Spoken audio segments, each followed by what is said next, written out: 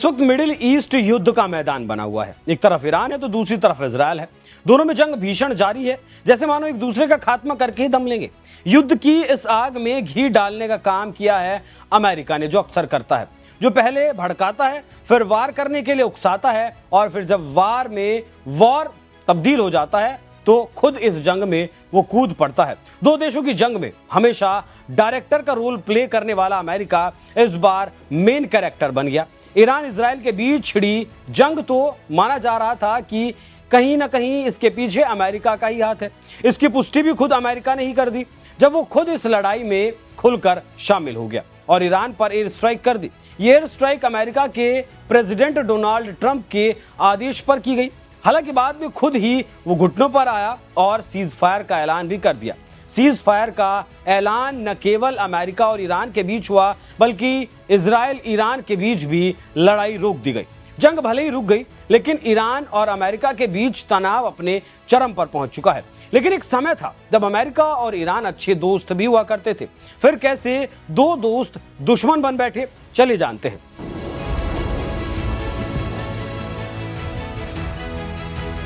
Israel, as soon as we made the deal, they came out and they dropped a load of bombs, the likes of which I'd never seen before. बात उन दिनों की है जब Iran में Pahlavi शासन हुआ करता था। आगे बढ़े उससे पहले पहलवी शासन के बारे में थोड़ा जान लेना जरूरी है। 1925 से 1979 तक ईरान में रजा शाह पहलवी और उनके बेटे मोहम्मद रजा शाह पहलवी के नेतृत्व वाला शाही शासन हुआ करता था। ये काजर वंश के बाद शुरू हुआ था और 1979 की इस्लामी क्रांति तक चला। पहलवी शासनकाल में अमेरिका और ब्रिटेन से ईरान के रिश्ते बेहद मजबूत हुआ करते थे। रजा पहलवी शाह पश्चिमी देशों, खासकर अमेरिका के साथ अपने संबंधों को मजबूत कर रहे थे। ईरान के पास कच्चे तेल का भंडार था, तो अमेरिका ईरान को मिडिल ईस्ट में सोवियत संघ के प्रभाव को रोकने के लिए एक अहम सहयोगी मानता था। अमेरिका ने ईरान को परमाणु संयंत्र तक मुहैया कराए थे और दोनों देशों के बीच व्यापार भी खूब फला फूला था। शाह के शासनकाल में ईरान का झुकाव पश्चिमी संस्कृति और मूल्यों की तरफ था। 1953 में कहानी पलटी। साल 1953 में ईरान में लोकतांत्रिक सरकार चुनी गई थी। मोहम्मद मोसादेक प्रधानमंत्री बने। सत्ता संभालते ही मोसादेक ने ईरान के तेल उद्योग का राष्ट्रीयकरण करने की कोशिश की, जिसमें ब्रिटिश और अमेरिकी हितों को खतरा पैदा हुआ, क्योंकि ईरान ब्रिटेन की जॉइंट वेंचर कंपनी एंग्लो ईरानी ऑयल ब्रिटेन सरकार के अधीन थी। ऐसे में मोसादेक ने राष्ट्रीयकरण का फैसला लिया तो ब्रिटेन को यह नागवार गुजरा। साल 1953 में उसने अमेरिकी खुफिया एजेंसी CIA के साथ मिलकर ईरान में तख्ता पलट करवा दिया और मोसादेक को PM पद से हटवा दिया। सत्ता में फिर पहलवी रजा शाह की वापसी हुई, लेकिन ईरानी लोगों में अमेरिका के प्रति गहरे अविश्वास की भावना अब तक पैदा हो चुकी थी। यह घटना ईरान अमेरिका संबंधों में कड़वाहट की पहली बार शुरुआत थी, जब ईरान को मिली परमाणु शक्ति। साल 1957 में ईरान के शासक पहलवी ने परमाणु शक्ति हासिल करने की इच्छा जताई। इसमें अमेरिका और उसके दूसरे पश्चिमी सहयोगियों ने ईरान का सहयोग किया। उस दौरान ईरान और अमेरिका के बीच परमाणु एनर्जी शांतिपूर्वक इस्तेमाल को लेकर एक समझौता भी हुआ था। सब कुछ ठीक चल रहा था। ईरान के व्यापार में पश्चिमी देशों का वर्चस्व बढ़ने लगा था। इससे ईरान के अंदर रोष पनपने लगा था, जो आगे चलकर क्रांति में तब्दील हो गया। 1978 में भड़के विरोध की चिंगारी। साल 1978 में शाह पहलवी के खिलाफ विरोध तेज हो गया। 1979 में अमेरिका और ईरान के रिश्तों में सबसे बड़ा और निर्णायक मोड़ आया। अयातुल्ला रोहिल्ला खुमैनी के नेतृत्व में शुरू हुई क्रांति विद्रोह में बदल चुकी थी और जनवरी 1979 में शाह को देश छोड़कर भागना पड़ा था। खुमैनी सुप्रीम लीडर बने। उनके नेतृत्व में ईरान में नए शासन की शुरुआत हुई।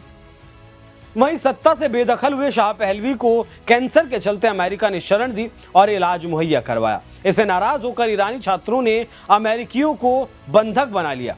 ईरानी छात्रों ने तेहरान में अमेरिकी दूतावास में घुसकर 52 अमेरिकियों को बंधक बनाया। छात्रों ने करीब 444 दिनों तक अमेरिकियों को बंधक बनाए रखा था। अपने राजनयिकों को छुड़ाने के लिए तत्कालीन अमेरिकी राष्ट्रपति जिमी कार्टर ने ऑपरेशन चलाया। ऑपरेशन का नाम दिया गया ईगल क्लॉज, जो असफल रहा। इस ऑपरेशन के दौरान अमेरिका के 8 सैनिक मारे गए। इस असफलता ने अमेरिका की छवि को भी नुकसान पहुंचाने का काम किया। इसके बाद भड़के अमेरिका ने ईरान के साथ सभी रिश्ते खत्म कर दिए और उस पर कई तरह के कड़े प्रतिबंध लगा दिए। उधर सैन्य असफलता के बाद अमेरिका ने कूटनीति पर ध्यान दिया। अल्जीरिया ने मध्यस्थता की और कई महीनों की वार्ता चली। अमेरिका ने ईरान की कुछ मांगे मानी। बदले में ईरान ने सभी 52 बंधकों को रिहा करने पर सहमति जताई। इराक ईरान की लड़ाई ने बढ़ाया तनाव। साल 1980 के दशक में इराक के शासक सद्दाम हुसैन ने ईरान पर हमला भी किया था। तब भी अमेरिका ने इराक का साथ दिया। अमेरिका ने इराक को सैन्य और खुफिया मदद दी। 8 साल चले इस युद्ध में लाखों जानें गई और ईरान को काफी नुकसान हुआ। अर्थव्यवस्था के मोर्चे पर भी दोनों देशों को काफी नुकसान पहुंचा था।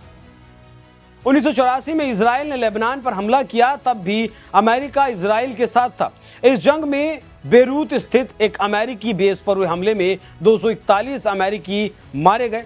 अमेरिका ने इसके लिए ईरान समर्थित शिया आंदोलनकर्ता हिजबुल्लाह को जिम्मेदार ठहराया। हालांकि बाद में हिजबुल्लाह के बंधक बनाए गए अमेरिकियों को छुड़ाने के लिए खुद रोनाल्ड रीगन ने ईरान के साथ मिलकर काम किया। जब ये बात दुनिया के सामने आई तो इसे रीगन का बड़ा स्कैंडल बताया गया। परमाणु कार्यक्रम पर प्रतिबंधों का दौर। 2000 के दशक की शुरुआत में ईरान के परमाणु कार्यक्रमों ने अमेरिका और पश्चिमी देशों की चिंता को बढ़ा दिया। अमेरिका और उसके सहयोगियों का मानना था कि ईरान गुप्त रूप से परमाणु हथियार विकसित कर रहा है, जबकि ईरान का कहना था कि उसका परमाणु कार्यक्रम शांतिपूर्ण उद्देश्य के लिए है, ऊर्जा के लिए है। इस मुद्दे पर संयुक्त राष्ट्र और अमेरिका में ईरान पर कई कड़े प्रतिबंध लगा दिए गए, जिसमें ईरान की अर्थव्यवस्था को भारी नुकसान हुआ। इन प्रतिबंधों का मकसद ईरान को अपने परमाणु कार्यक्रमों को रोकने के लिए मजबूर करना था।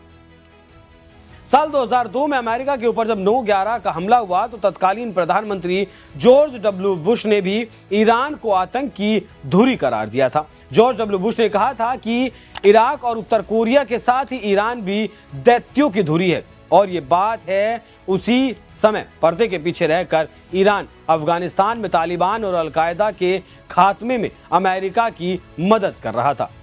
जॉर्ज बुश के इस बयान के बाद दोनों देशों के रिश्तों में और ज्यादा तल्खी आ गई। इसके बाद साल 2013 में तत्कालीन अमेरिकी राष्ट्रपति बराक ओबामा ने ईरान के साथ रिश्ते सुधारने पर जोर दिया। साल 2013 से 2015 के बीच बराक ओबामा ने ईरान के साथ एक हाई लेवल बातचीत शुरू की। साल 2015 में ईरान इस बात पर सहमत हो गया कि प्रतिबंधों से राहत के बदले ईरान अपनी परमाणु गतिविधियों को सीमित करेगा। इस डील में चीन, रूस, फ्रांस, जर्मनी और ब्रिटेन, यूरोपीय यूनियन भी पार्टी थे। ये ईरान के लिए बहुत बड़ी चेतावनी है।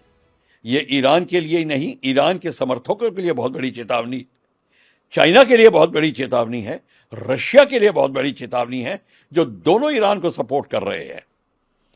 और इस समय इजराइल को पता चल गया है कि अमेरिका उसके साथ में है। ये दूसरी बात है। और अमेरिका, इजराइल के समर्थकों को और सबको पता चल गया है। पर अब वर्ल्ड जो है एक किस्म से दो पहलुओं में डिवाइड होता नजर आ रहा है। एक है चाइनीज रशिया लॉबी और एक है अमेरिका एंड एलाइज की लॉबी। इसके ऐसे करने से अमेरिका के और भी कई प्रॉब्लम सॉल्व होते हैं, जैसे कि नेटो कंट्रीज के साथ में दोबारा उसका आकर्षण होना, दोबारा वो उनके साथ में साझेदारी बननी जो टूटती जा रही थी, वो भी अब देखने में मिलेगी। अब देखेंगे कि जितने की इजराइल के सपोर्टर नेटो नेशन में हैं और इत्यादि, वो भी अमेरिका के सपोर्टर बन जाएंगे। ये इसका दूर का खेल है अमेरिका।